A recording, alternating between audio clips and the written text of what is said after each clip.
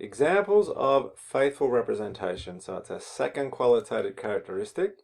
So there are kind of three parts to it. We said it's got to be a faithful representation of the information you present. A faithful representation of what? Of the actual real world, what it says it is. That's what it's got to sort of faithfully represent. And the first part of that is the information you present has got to be complete. Let's take an example. In 2022, a business has approached a potential investor for $2 million in seed capital, so an investment.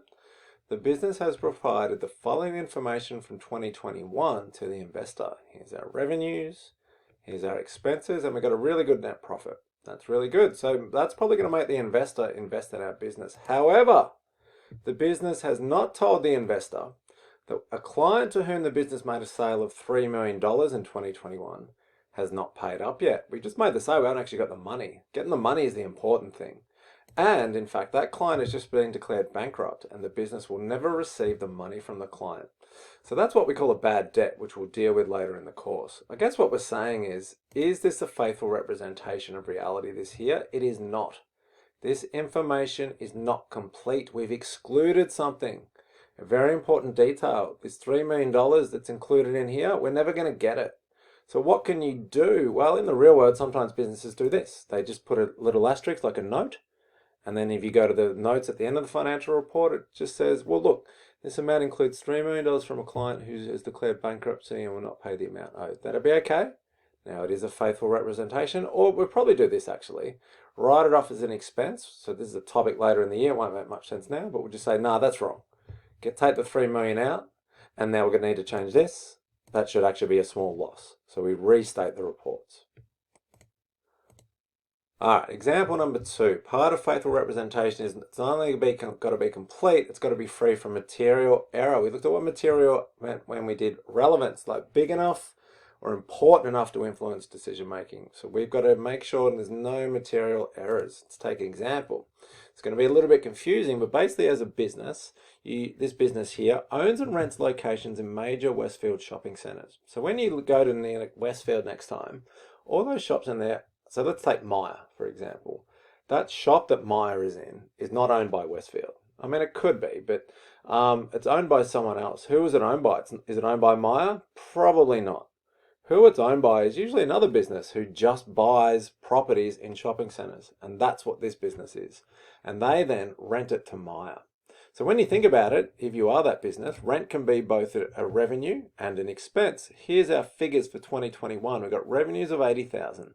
Expenses of 65 million, and a net profit of 15 million. However, we've made a mistake, a really big mistake. We've said there's $20 million of rental expenses. What does that mean? It means this business had to pay Westfield rent, $20 million, but they actually included it as $20 million of revenue. So look, if you're getting confused with the rent, we'll deal with it during the year. Rent can be a revenue and an expense. Why don't we just say for now, there's $20 million in here that should be in here. That is a material error. That is very big. So that is not this here a faithful representation of reality. What we should do is change that. Okay, so that should go from 65 to 85. That should go from 80 to 60. And this should go from 15 million to negative 25 million. Now it is a faithful representation of what happened. One more example. The information with faithful representation has got to be neutral, free from bias. So there's going to be an asset value. It's a very topical issue, this one. A bicycle shop owns several properties throughout Melbourne. Many of these were purchased over 20 years ago when property prices were much lower. So we've got 3 properties here. We've got Richmond, was bought in 1991 for 100,000. Ascot Vale was bought in 1987 for 40,000. And Cheltenham Store was bought in 1993 for 90,000. Now if we add that up, we get a total of 230,000. However, the owner is applying for a loan from the bank for the business, and in order to improve the appearance of the financial position, he's going to revalue these properties. It doesn't really, let's take Ascot Vale here, it doesn't really make much sense to list this property at its 1987 value. The world has changed. Property's worth a lot more.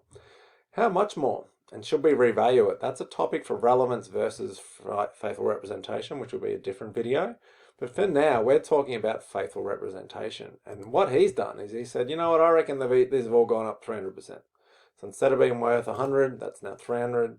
Instead of 40, that's 120. Instead of 90, that's 270. If I add them all up, that comes to $690,000. Is this a faithful representation? No. Okay, we shouldn't, under faithful representation, revalue these. As silly as that seems, these do reflect our reality. It's an old reality, but these figures here are all based on the owner's personal opinion. That is not neutral. The owner is not a neutral party in this, so that information is biased.